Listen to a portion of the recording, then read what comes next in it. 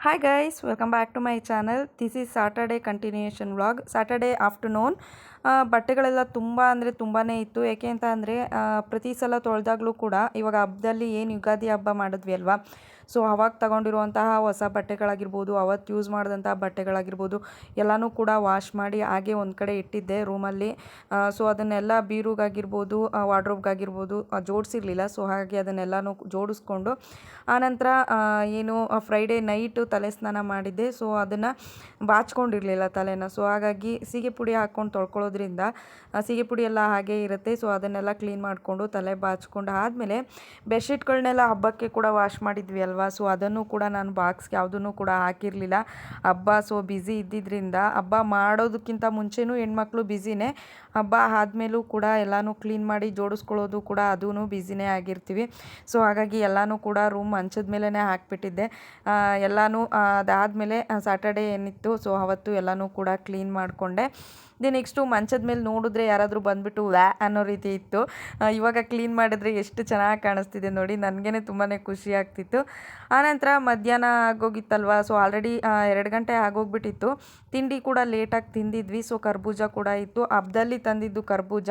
So ಅರ್ಧ already ಹಾಳಾಗಿ ಹೋಗ್ಬಿಟ್ಟಿತ್ತು. ಹಾಗಾಗಿ ಚೆನ್ನಾಗಿರೋದನ್ನೆಲ್ಲ ನೀಟಾಗಿ ಕ್ಲೀನ್ ಮಾಡಿಕೊಂಡು ಆನಂತರ ಜ್ಯೂಸ್ ಮಾಡ್ಕೊಳ್ಳೋಣ ಅಂತ ಅಂದ್ಕೊಂಡು ಕರ್ಬೂಜನ ಫಸ್ಟ್ ಕಟ್ ಮಾಡ್ಕೊಂಡು ಹಾಕ್ಕೊಂಡು ಆ ಮಿಕ್ಸಿ ಜಾರ್ಗೆ ಸ್ವಲ್ಪ ಸಕ್ಕರೆನೂ ಕೂಡ ಹಾಕ್ಕೊಂಡು ಗ್ರೈಂಡ್ ಮಾಡ್ಕೋಬೇಕಾಗುತ್ತೆ.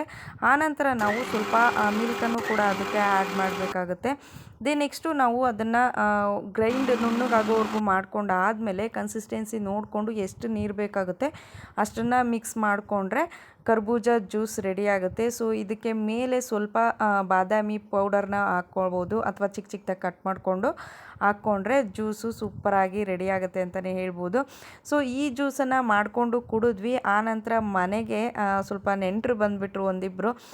ಅವಾಗೇನಾಯಿತು ಅಂತ ಅಂದರೆ ಇದು ಕರ್ಬೂಜ ಖಾಲಿ ಆಗಿಬಿಟ್ಟಿತ್ತು. ಸೊ ಹಾಗಾಗಿ ವಾಟರ್ ಮೆಲನ್ ಕೂಡ ಇತ್ತು, ಅದನ್ನು ಕಟ್ ಮಾಡಿ ನೆಕ್ಸ್ಟು ನಾನು ವಾಟರ್ ಮೆಲನ್ ಜ್ಯೂಸನ್ನ ಮಾಡಿದೆ. ಇದಕ್ಕೆ ಮಿಲ್ಕ್ ಒಂದು ಆ್ಯಡ್ ಮಾಡಿಲ್ಲ ಅಷ್ಟೇ, ಇನ್ನು ಶುಗರ್ ಮಾತ್ರ ಆ್ಯಡ್ ಮಾಡಿರುವಂಥದ್ದು ಹಣ್ಣಿಗೆ. ಸೊ ಅವ್ರಿಗೂ ಕೂಡ ಕೊಟ್ವಿ. ಏಕೆ ಅಂತ ಅಂದರೆ ಮನೆಗೆ ಇನ್ವಿಟೇಷನ್ ಕಾರ್ಡ್ ಕೊಡೋದಕ್ಕೆ ಅಂತ ಬಂದಿದ್ದರು.